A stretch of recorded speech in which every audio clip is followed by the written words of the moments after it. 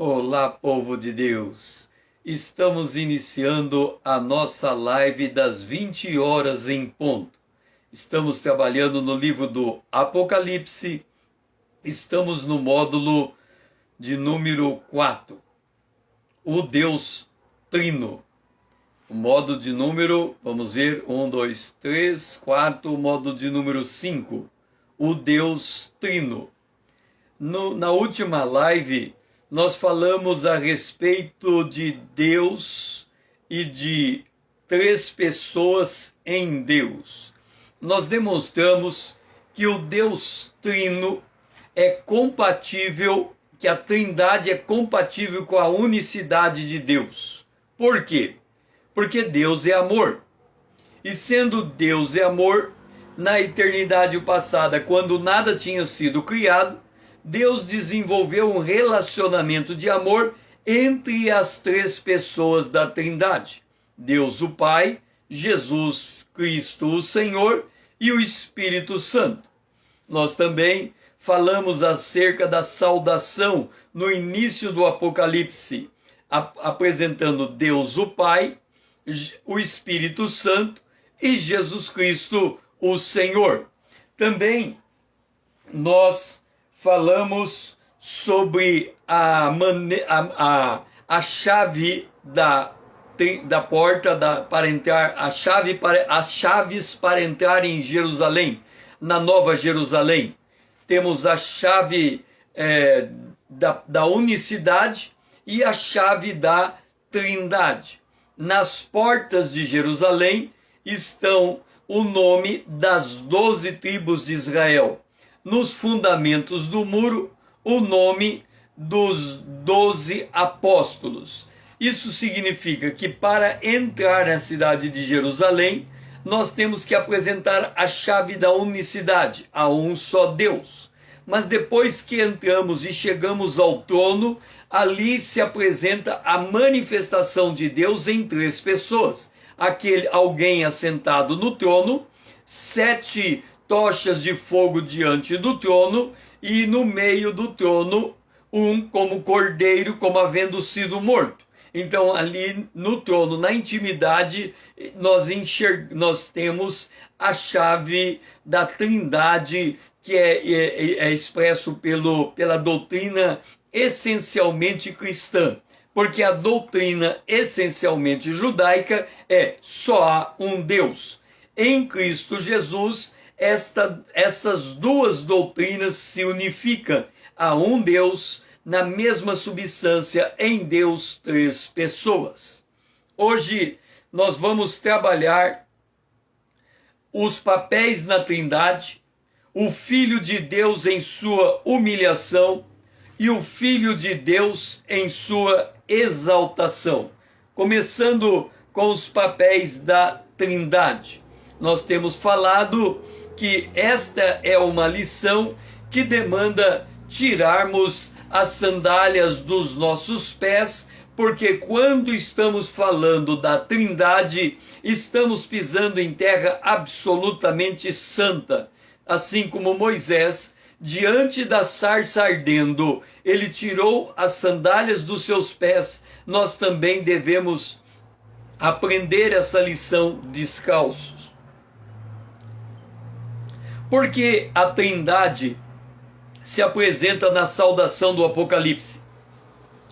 Tanto a obra da criação quanto a obra da redenção foram realizadas por uma divisão de tarefas entre cada uma das pessoas divinas. Cada uma das pessoas divinas, elas tiveram um papel na criação e na redenção. Então nós podemos fazer o seguinte: aqui temos Deus,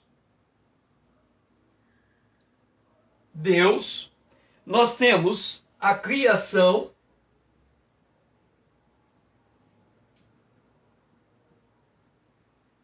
e nós temos a redenção.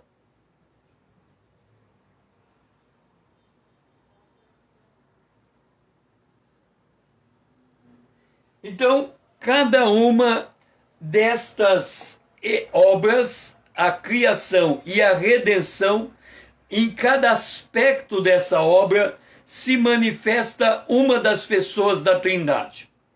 A primeira, o Pai.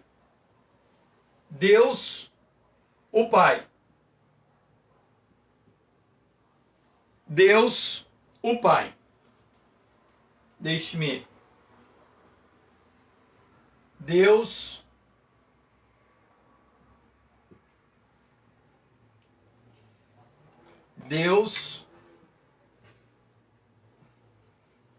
vamos lá, deixe-me corrigir aqui. O Pai. Qual foi o papel do Pai na obra da criação? Na obra da criação, o Pai entregou as diretrizes.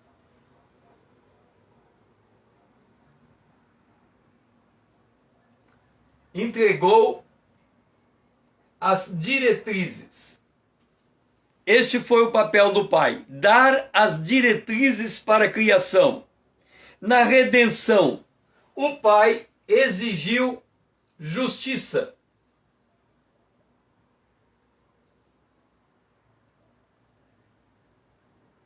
O Pai exigiu justiça. Então, é por isso que quando o homem cai em pecado, o Pai, o Filho, tem que, pelo seu sangue, comprar os perdidos de volta para o Pai, porque o Pai exigiu justiça. Qual foi o papel de Jesus?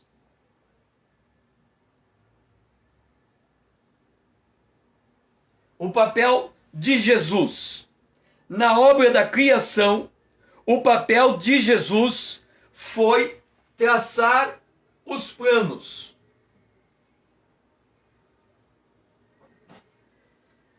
O papel de Jesus foi traçar os planos, as diretrizes, os princípios, as leis naturais, o cronograma de execução. E na obra da redenção foi morrer voluntariamente na cruz. Morrer voluntariamente na cruz. Este foi o papel de Jesus. Qual foi o papel do Espírito Santo? O papel do Espírito Santo, o papel do Espírito Santo na obra da criação, ele foi operar os eventos, foi executar.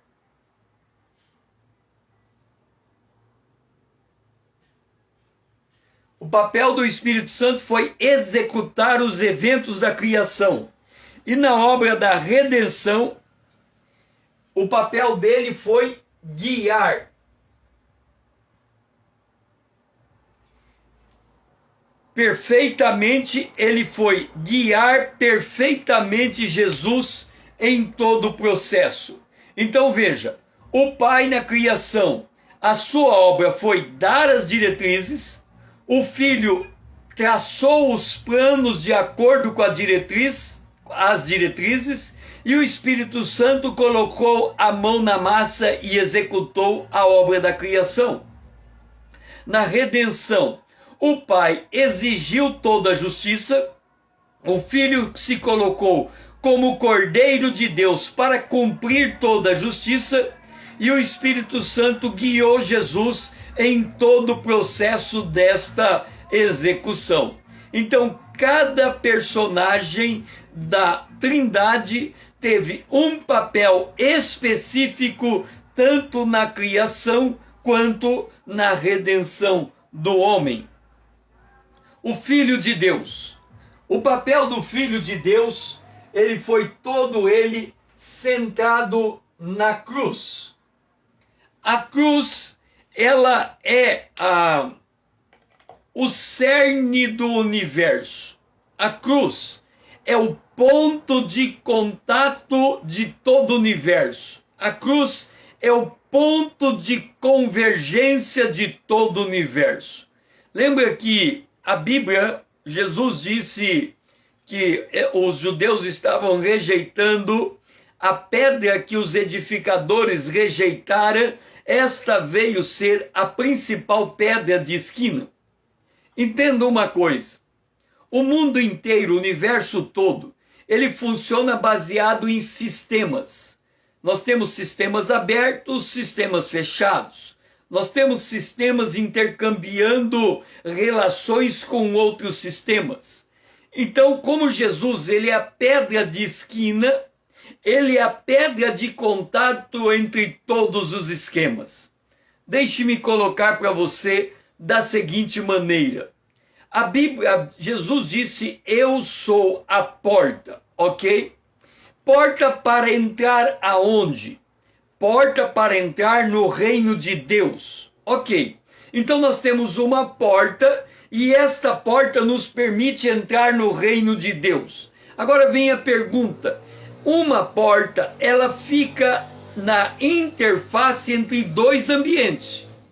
Nós temos o ambiente que é o mundo, o império das trevas, e o ambiente que é o reino de Deus, que é o lugar aonde está a habitação de Deus. Ok, temos uma interface. A Bíblia diz, em Colossenses capítulo 1, que nós fomos transportados do império das trevas para o reino do Filho do amor de Deus. Então nós saímos de um lugar e fomos para o outro. Jesus disse que ele é a porta. Quem entrasse por ele, entraria e encontraria pastagem. Agora note, Salomão, ele declara que nós, sobre tudo que nós devemos guardar o nosso coração, porque dele procede as saídas da vida. Então vamos entender, no nosso coração ficam alojadas todas as nossas crenças. Todas as nossas crenças. Para Deus falar com o homem, ele estabeleceu um meio, um sistema, um mecanismo. O mecanismo de Deus para falar com a humanidade é a cruz. Deus amou o mundo de tal maneira que deu seu Filho unigênito, para todo aquele que nele crê, não pereça, mas tenha vida eterna.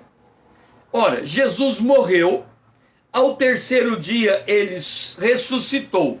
Mas vamos resgatar a história um pouco antes. Jesus era o Verbo estava com Deus e o Verbo era Deus. Ele estava coabitando junto com Deus. Então temos Deus o Pai, Jesus o Senhor, habitando com o Pai. Ele era Deus.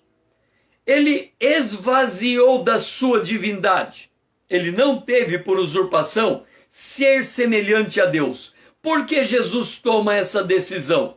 Ele toma esta decisão porque ele criou todas as coisas. Tudo foi feito por ele. Sem ele, nada do que foi feito se fez. De certo modo, ele é o intermediário entre o Pai e o Espírito Santo. O Pai declara o que quer, Jesus estabelece como executar e o Espírito Santo entra com a execução. Então o Pai determinou a criação dos céus e da terra, o Espírito Santo criou os céus e a terra. No entanto, os seres racionais criados, que são os anjos e os homens, uma parte dos anjos cai em rebelião e os homens entram em desobediência. Ora, os anjos não têm salvação, porque cada anjo é criado individualmente. Já os homens, sim. Então Deus preparou um plano previamente, porque o Cordeiro foi morto desde a fundação do mundo, para resgatar o homem do seu pecado. Então Jesus, ele se esvazia, ele se faz carne, ele habita entre nós, quer dizer, ele foi gerado absolutamente santo, ele viveu em santidade, não encontramos nele nenhum pecado que ele pudesse ser acusado de tal. Então ele esteve entre nós cheio de graça e de verdade.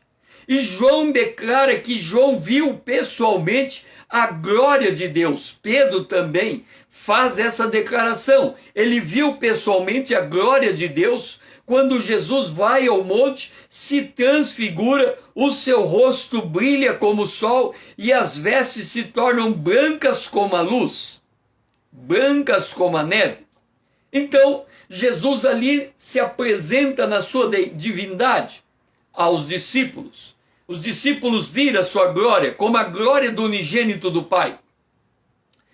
Desde a morte de Jesus, a sua ressurreição, demonstrando que ele recebeu sobre si a iniquidade de todos nós e ressuscitou ao terceiro dia, demonstrando que Deus aceitou o sacrifício de Jesus na cruz, por isso ele retirou Jesus do túmulo e o colocou sentado à direita do Pai.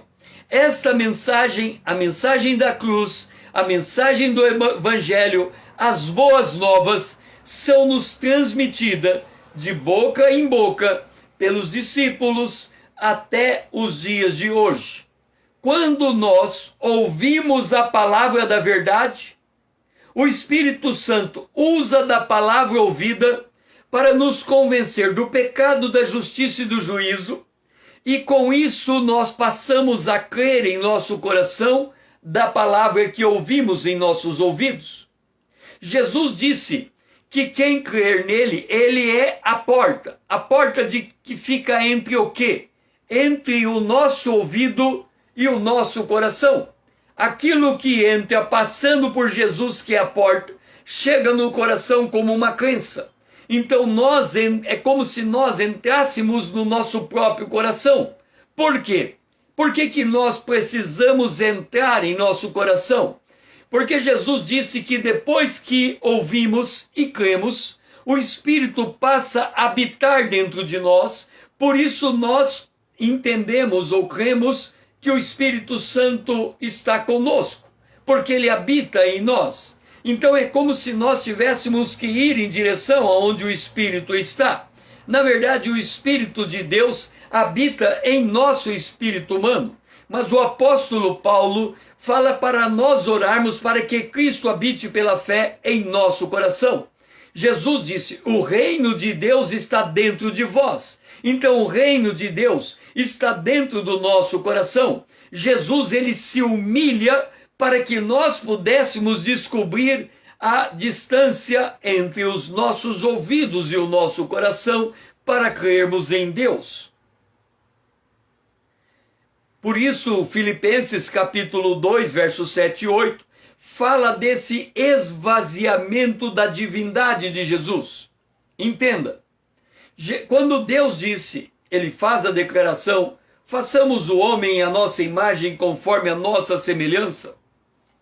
Esta palavra de Deus, ela é tão preciosa, ela tem um valor tão alto. Nós não somos capazes de compreender esse valor, mas Jesus foi.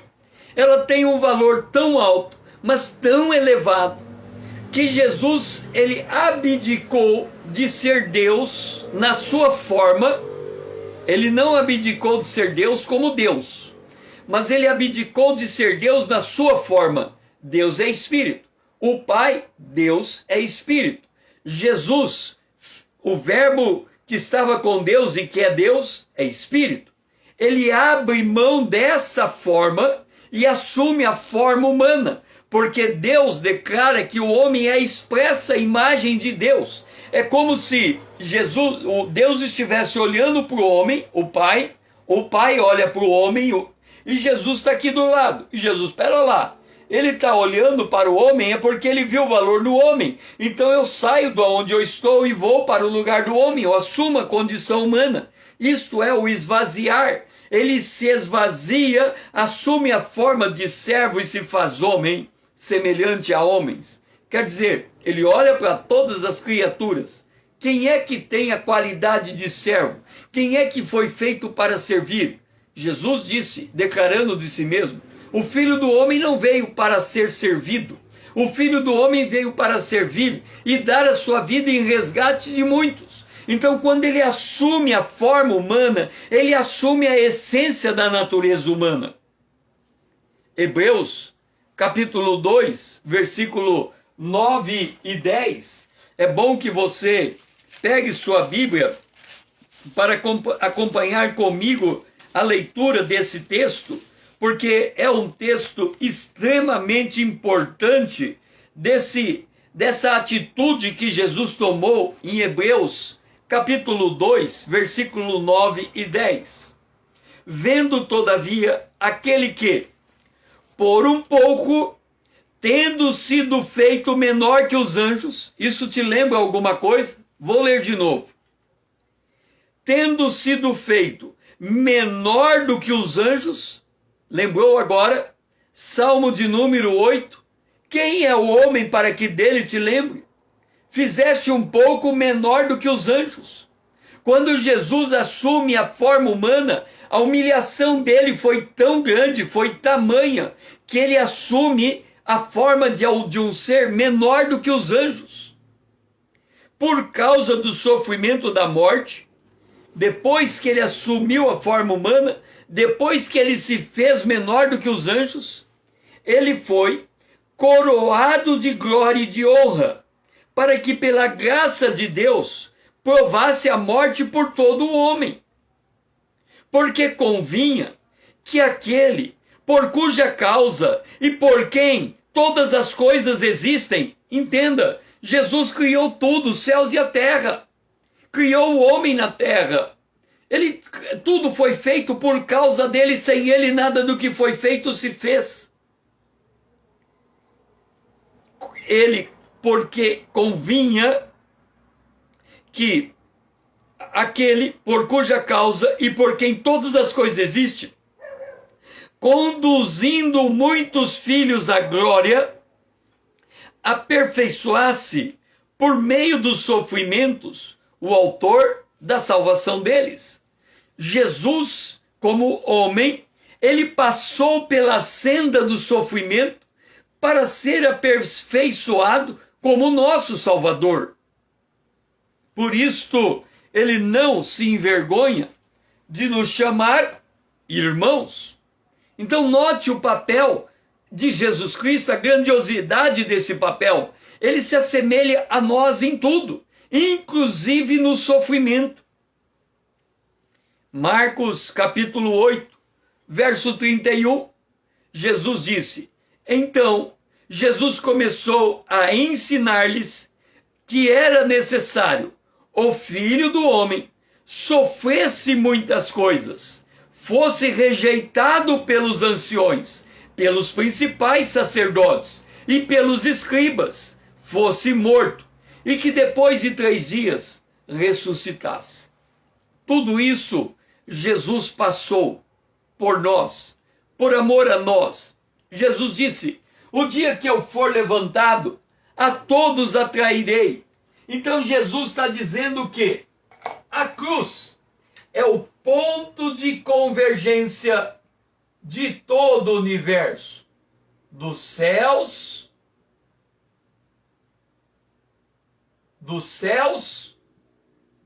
e da terra.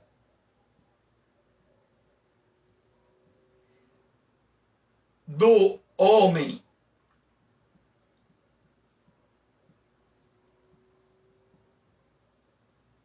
Então Jesus, ele é a convergência, ele é a pedra que os construtores rejeitaram. Paulo dá um conselho e ele diz: tudo o que fizer, faça em nome de Jesus.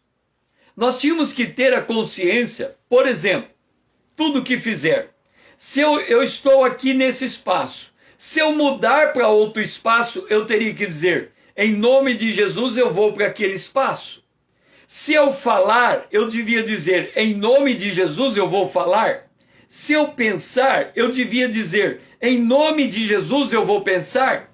Se eu respirar, eu devia dizer: em nome de Jesus eu vou respirar. Você vai dizer: César, você ficou louco? Que história é essa de tudo falar em nome de Jesus? Ora, é Ele quem nos dá vida. É Ele que sustenta a vida. E se eu tenho essa consciência, é como se eu tivesse que pedir permissão por cada coisa que eu estou fazendo. Como há uma delegação de autoridade, eu não preciso talvez chegar no extremo de em todas as coisas dizer, em nome de Jesus eu posso fazer isso? Em nome de Jesus será que eu posso fazer aquilo? Mas esta é a ideia da soberania plena de Deus. Todos os sistemas interfaceiam um com o outro, mediante a interface de Jesus Cristo. É por isso que eu disse que entre o ouvido e o coração, Jesus é a porta. Ele capta a mensagem que vem da cruz, a morte física de Jesus, que de fato aconteceu na história, ela entra no meu ouvido e se converte em crença no meu coração. Agora vamos ver o Filho do Homem exaltado, porque a cruz é o Filho do Homem crucificado, humilhado. Agora vamos ver o Filho do Homem exaltado. Apocalipse capítulo 1, o versículo 13 diz: E no meio dos candeeiros, um semelhante ao Filho do Homem, com vestes talares e cingido à altura do peito com uma cinta de ouro. O que está dizendo o texto? Que esse Jesus que está na cruz, ele agora está exaltado na presença de Deus, à direita de Deus. Então Jesus, ele foi elevado para os céus, e ali ele está posto até que Deus, o Pai, coloque todos os inimigos debaixo dos pés dele. E aí chegará o dia que toda a carne confessará que Jesus é o Senhor. Daniel, capítulo 7, o versículo 13. Por que Jesus se apresenta como o filho do homem? Porque em Daniel, capítulo 7, versículo 13, o entendimento que o Filho do Homem é um ser celestial pré-existente vem da visão dada por Deus a Daniel. Vamos ler Daniel, capítulo 7, o versículo de número 13. Daniel 7, 13. Eu estava olhando, Daniel falando, eu estava olhando nas minhas visões da noite, e eis que vinha com as nuvens do céu. Daniel não sabia, mas estas nuvens do céu é a igreja arrebatada, ressuscitada e arrebatada, glorificada, vindo com Jesus numa multidão tão grande que, olhando distante, parece nuvens acompanhando Jesus. Eis que vinha com as nuvens do céu, um como o Filho do Homem, e dirigiu-se ao ancião de dias, e o fizeram chegar até ele. Este Filho do Homem, esta passagem está contando o retorno, quando a igreja é arrebatada e encontra Jesus nos céus, e ele vai ao trono do Pai, levando consigo essa multidão de testemunhas que se assemelha a nuvens caminhando com Jesus, à semelhança do Filho do Homem. Daniel, o capítulo 14, nós já lemos o 13, agora o 14. Foi-lhe dado domínio, dado a quem? Ao Filho do Homem. Foi-lhe dado domínio e glória e o reino, para que os povos, nações e homens de todas as línguas o servissem. O seu domínio é domínio eterno, que não passará, e o seu reino jamais será destruído. Deixe-me mostrar para você a magnitude do que estamos falando. Para entendermos isso, vamos trazer agora um princípio importante da palavra de Deus. Esse princípio é: quem for fiel no pouco, no muito colocarei.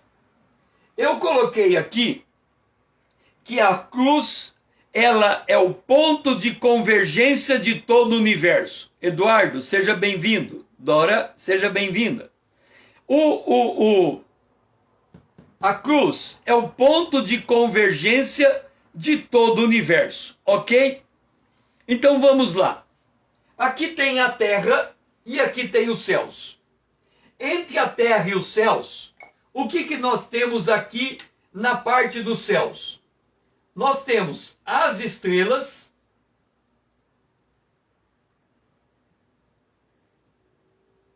e nós temos o sol. E nós temos a lua. Portanto, eu estou falando do espaço sideral. Aqui nós temos a Terra. Agora, vamos abrir o Salmo de número 115. Salmo de número 115. É muito importante você ler esse texto, porque é a palavra de Deus que nos dá segurança da revelação. Vamos abrir o Salmo 115, o versículo de número 16. Olha o que está escrito. Os céus são os céus do Senhor. Mas a terra deu a ele, o Senhor, aos filhos dos homens. Então, a terra é dos homens. Os céus é do Senhor. De quem são as estrelas? Do Senhor. De quem que é o sol? Do Senhor.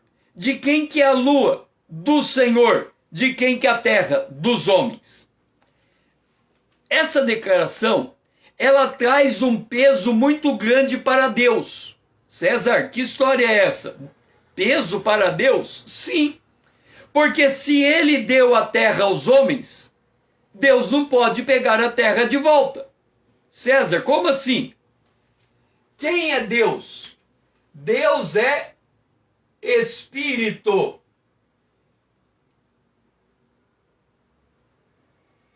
Deus é Espírito. Deus habita nos céus. A terra e o homem é matéria.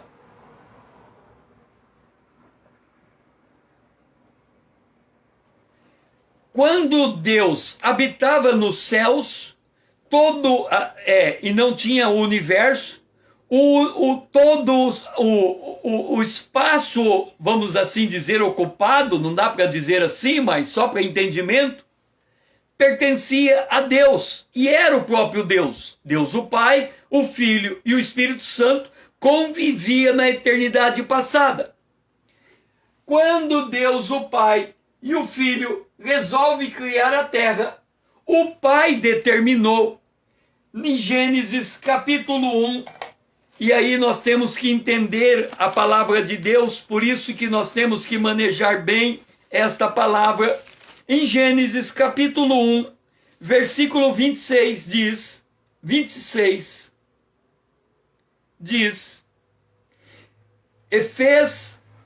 vamos pegar o 28. E Deus abençoou o primeiro casal, e lhes disse, sede fecundos, multiplicai-vos, enchei a terra, sujeitai a terra, dominai sobre os peixes do mar, sobre as aves do céu e sobre todo animal que rasteja na terra. Então Deus disse, olha, o homem precisa sujeitar a terra. O homem precisa sujeitar a terra.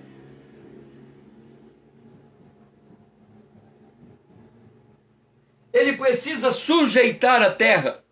Então Deus criou para ele um grande problema. Por quê? Porque o homem a quem ele deu essa incumbência caiu em pecado. E a terra foi transferida no seu uso para o diabo. Houve uma transferência de domínio. E a terra, enquanto área alugada, se tornou o mundo numa grande sombra de morte. Como que Deus vai resgatar a terra? Ele próprio não pode fazer, porque ele falou que só a terra pertence ao homem. Então só o homem pode dominar a terra, só o homem pode sujeitar a terra. Aí veio aqui a grande sacada. O Filho se fez homem, a própria expressão da imagem de Deus, e ele tem a incumbência de resgatar a terra. Está lembrado do módulo da redenção? O homem perdeu o espírito, o homem perdeu o corpo, o homem perdeu a terra. Jesus veio, morreu na cruz para resgatar o homem no seu espírito. Então, a conversão é a prioridade máxima nessa dispensação. O objetivo de Deus é fazer homens nascerem de novo, serem nova criatura. Mas Deus não está resgatando a terra para o homem. A igreja não tem propriedade na terra. A igreja está esperando o Senhor que vem do céu. Quando Jesus tocar a trombeta, Jesus vai resgatar o corpo do homem. Como assim, César? O corpo do homem vai ser glorificado, vai receber imortalidade, vai receber incorruptibilidade. Então, o objetivo do arrebatamento, da ressurreição, é resgatar a carne do homem, o corpo do homem, dar ao homem um corpo incorruptível, perfeitamente habilitado para viver a eternidade. Então, Jesus vai voltar fisicamente. Para quê? Para resgatar a terra. Agora, observa. Aqui tem a Bíblia. Gênesis, Apocalipse. Gênesis, Deus criou novos céus e nova terra. Apocalipse, Deus vai criar novos céus e nova terra. No meio tem a história. Agora, observe uma coisa. No meio tem a história. A história para resgatar o homem do seu pecado, para resgatar o corpo do homem, lhe conferindo imortalidade, e para resgatar a terra. E aí eu pergunto para você, o homem tem autonomia, tem autoridade de Deus para mandar uma nave interespacial para ir até a Lua? O homem tem autoridade de Deus para pisar na Lua? O homem tem autoridade de Deus para mandar uma nave para Marte? Você vai dizer, espera lá, César. O homem tem conhecimento, tanto é que o homem já foi na Lua e mandou uma espaçonave que desceu lá em Marte e mandou outra que já está passando o último planeta do universo. O homem tem autoridade, mas no pouco fosse fiel, no muito te colocarei. O homem tem autonomia para fazer, mas não tem autoridade de fazer. O homem não poderia explorar o espaço enquanto não acabasse a história da redenção da terra e Jesus implantasse na terra o seu governo milenar. O que significa isso, César? Que o objetivo da redenção é resgatar o homem e a terra para o homem de volta. E aí sim, se o homem for fiel no pouco, será colocado no muito. Ele poderá então ocupar todo o universo. Esse é o sentido de ser fiel no pouco e colocado depois no muito. Portanto, o Filho do Homem há de vir na glória do seu Pai, com os seus anjos, e então retribuirá a cada um conforme as suas obras. Tem dois objetivos para Jesus voltar. O primeiro, dar ao ímpio o juízo sobre os seus pecados e dar ao justo a recompensa por suas obras. Em verdade, Jesus disse em Mateus 26, 16, 27 e 28, em verdade vos digo que alguns há dos que se encontram que de maneira nenhuma passará pela morte, até que veja o Filho do Homem no seu reino. Há uma geração, provavelmente somos esta geração, que não vai morrer fisicamente, mas vai enxergar a volta do Filho de Deus.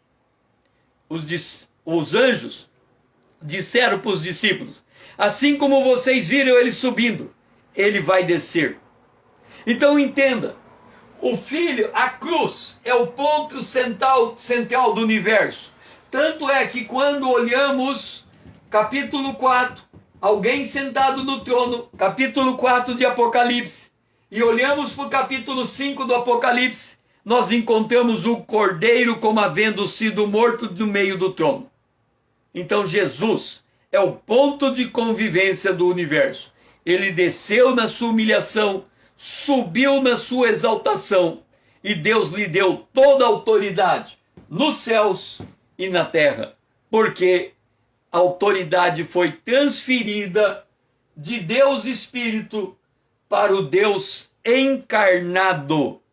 E o Deus encarnado é a expressa imagem do Deus Espírito.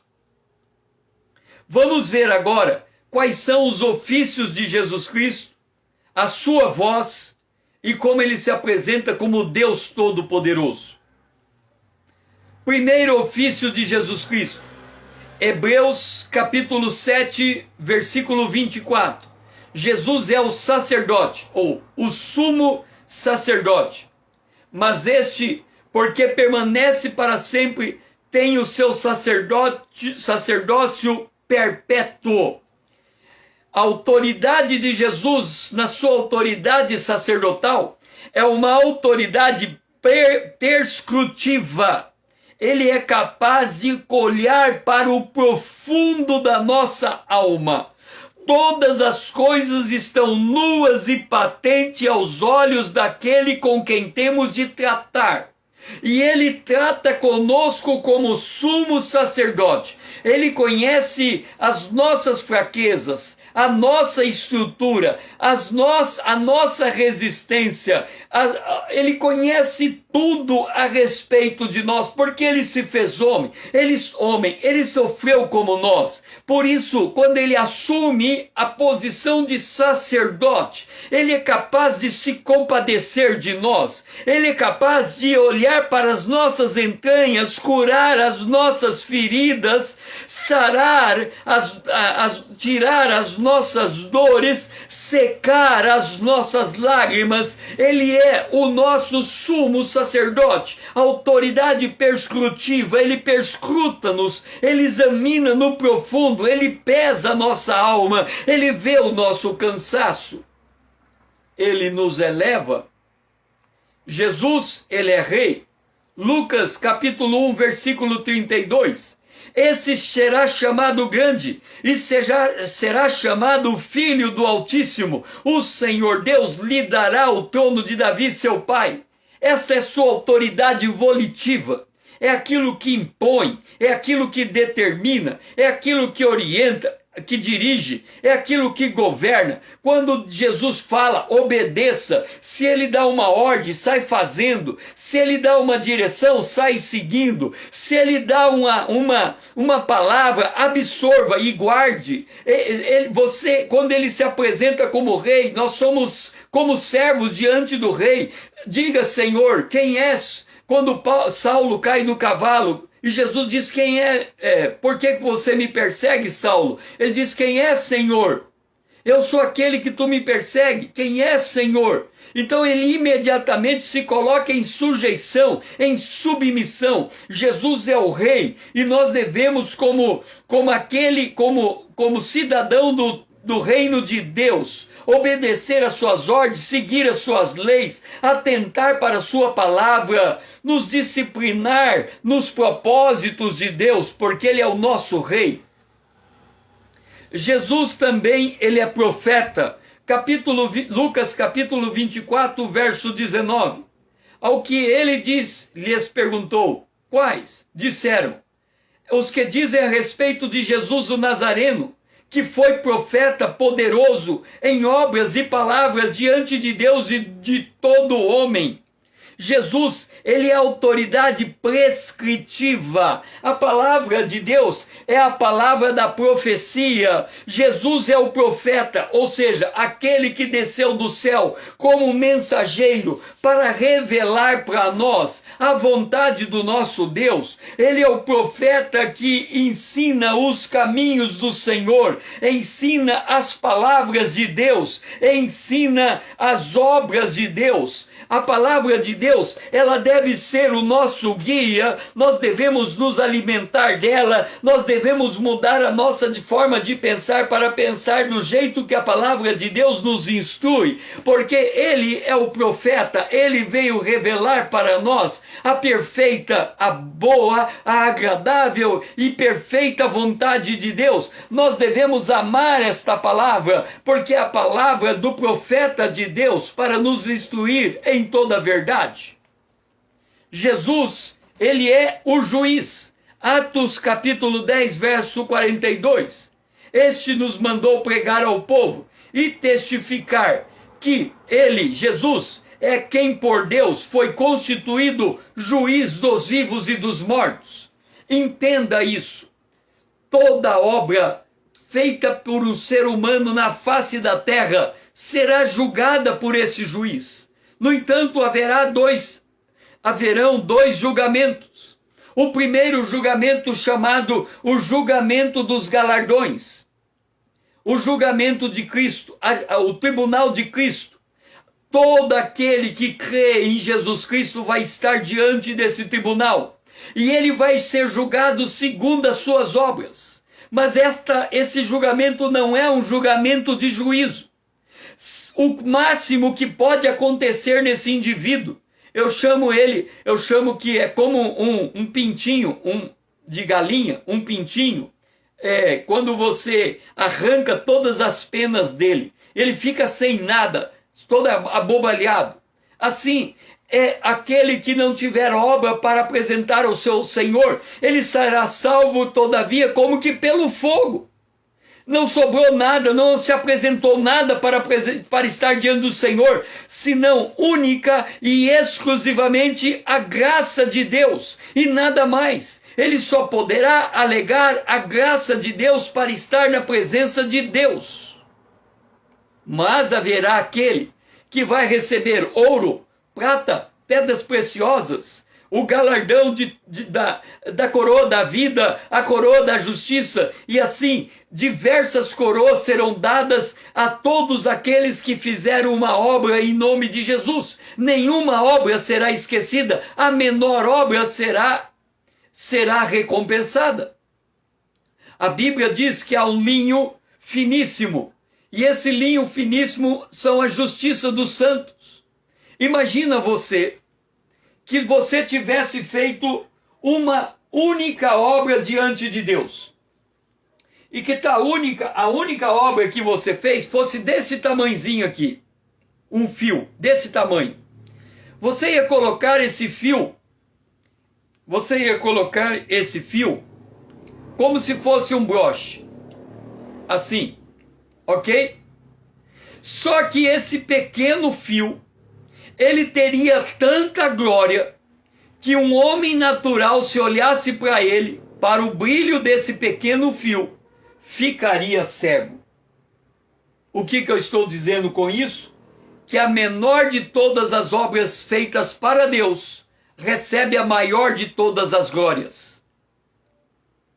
Ele é o justo juiz. Do outro lado, haverá o juízo das obras para a perdição. Quem não tiver o seu nome escrito no livro da vida, vai ser julgado segundo o livro das obras e será lançado no lago de fogo, preparado para o diabo e seus anjos. Então Jesus, ele é o sacerdote, o sumo sacerdote, ele é o rei, ele é o profeta e ele é o juiz. Estes são os ofícios de Jesus Cristo. E a voz do Senhor? Olha só o que Jesus disse em João, capítulo 10, versículo 3 a 5. João, vamos lá. João, capítulo 10, versículo 3 a 5. João 10. Abra sua Bíblia também. Versículo 3 a 5. Para este Jesus, o porteiro, que é Deus o Pai, abre. As ovelhas ouvem a sua voz, quer dizer, a voz de Jesus. Ele, Jesus, chama pelo nome as suas próprias ovelhas e as conduz para fora.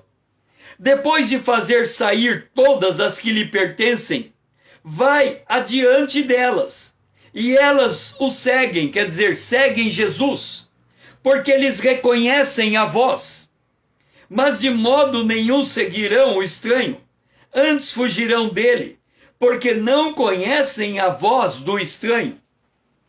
Entenda, lembra quando Deus chama para uma conversa Elias? Elias estava depressivo. E aí Elias estava numa caverna, e Deus faz passar um trovão, um vento veemente, parece que fogo, e Deus não estava em nenhuma daquelas manifestações. De repente, Elias ouviu uma voz como um sussurro, como um burburinho. É por isso que nós temos dificuldade de ouvir a voz de Deus. Ela é como quase inexpressível. Ele se humilhou. E quando ele se humilhou, ele baixou a sua voz. Ele baixou sua voz num nível tão grande que para nós ouvirmos a voz de Jesus, nós temos que fazer calar e sossegar o nosso coração. É por isso que o salmista diz: aquietai-vos e sabei que eu sou Deus. Somente quando nos aquietamos, quando entramos no descanso de Deus, nós conseguimos ouvir essa voz mansa e delicada. Esta é a voz do Filho do Homem.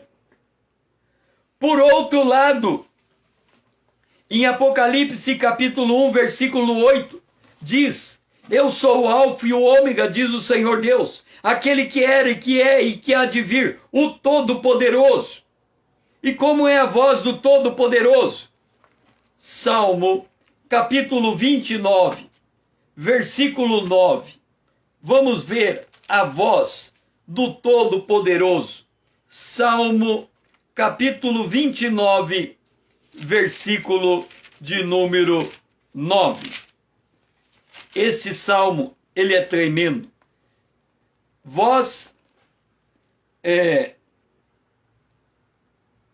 A voz do Senhor, vamos ver onde que começa, a partir do verso 4. A voz do Senhor é poderosa. A voz do Senhor é cheia de majestade. Nós estamos falando da voz de Jesus. A voz do Senhor, ela quebra os cedros. Sim, o Senhor despedaça os cedros do Líbano. Ele os faz saltar como um bezerro. O Líbano e o Sirion, como bois selvagens. A voz do Senhor despede chamas de fogo. A voz do Senhor faz tremer o deserto. O Senhor faz tremer o deserto de Cádiz. A voz do Senhor faz dar cria às corças e desnuda os bosques. E no seu templo tudo diz glória. Esta é a voz do nosso Deus. É por isso que em João capítulo 12, e eu vou abrir esse texto, e eu gostaria que você lesse esse texto com muita atenção, porque esse texto, ele é altamente revelador. Vamos lá. Ele é instrutivo para nós descobrirmos como é que nós vamos ser arrebatados. Vamos olhar para esse texto. Esse texto, todo mundo que quer, que deseja, que almeja ouvir a voz da trombeta para ser arrebatado precisa conhecer esse texto. Diz assim, verso 28. Pai, Jesus orando, Pai, glorifica o teu nome. Olha só. Então veio uma voz do céu. Eu já o glorificarei. Já o glorifiquei. E ainda o glorificarei. A voz veio da onde?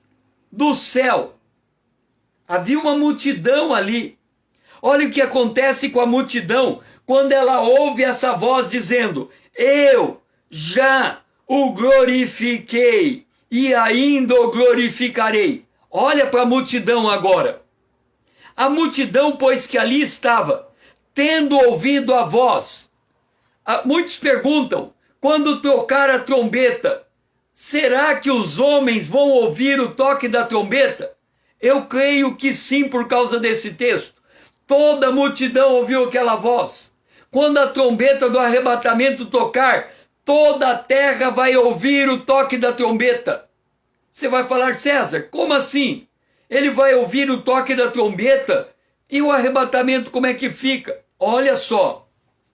A multidão que ali estava, tendo ouvido a voz, dizia ter havido um trovão. Pera lá.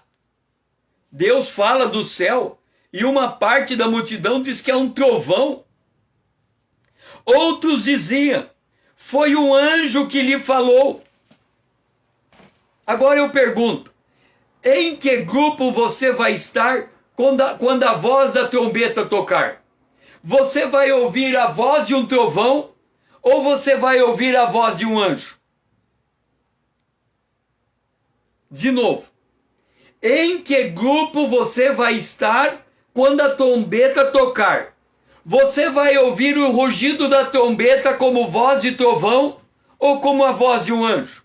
Deixe-me dizer, se você ouvir como a voz de trovão, aquela voz não vai fazer diferença nenhuma na sua vida.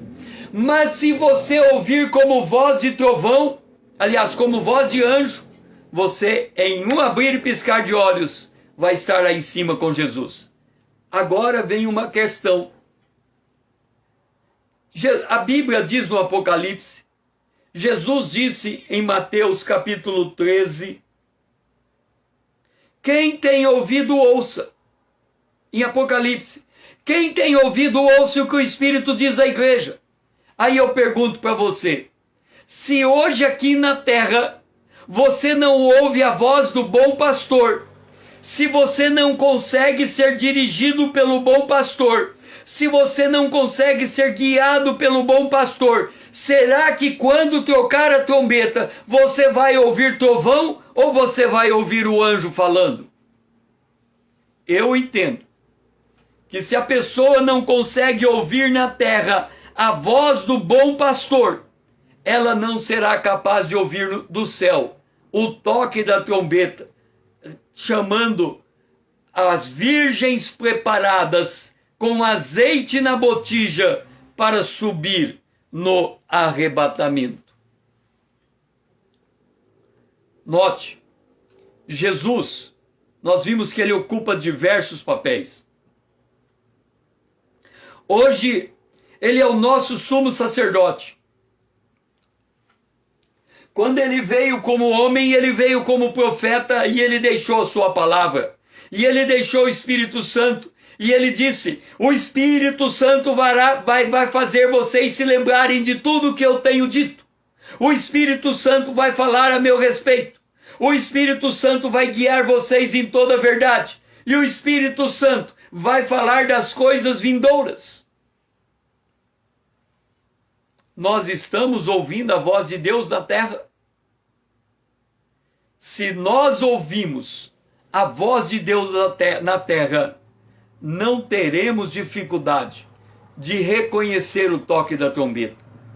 Se nós não ouvirmos a voz de Deus na terra, quando a trombeta tocar, nós vamos ouvir o barulho, mas vamos achar que foi só um trovão. Foi só um trovão. Duro é o coração do incrédulo. incapaz de discernir a voz de Deus. É por isso que o salmista diz: uma vez Deus falou, duas vezes eu ouvi. Deus falou, eu ouvi a primeira vez com meus ouvidos naturais e ouvi a segunda vez com o meu coração, com meus ouvidos espirituais. Quando nós ouvimos a voz de Deus deste modo, nós temos a convicção que ouviremos também o toque da trombeta. Eduardo, Dora, foi muito bom ter vocês aqui junto comigo. Estamos terminando essa live. Esta é a parte 3 desse tópico, o Deus Trino. Amanhã, às 20 horas em ponto, nós vamos para a parte 4 desse tópico. E eu convido você que ainda não é meu seguidor, venha me seguir nessa conta do Instagram. Vamos tornar essa conta relevante, para que daqui a palavra de Deus possa ir mais longe. Me ajude a levar essa mensagem, marcando o aviãozinho e mandando esse vídeo para todos os seus amigos. Me ajude nesta obra. Eu preciso da sua ajuda. Nós estamos aqui encerrando. Foi muito bom ter você junto comigo. Que Deus te abençoe ricamente nesse restante de dia.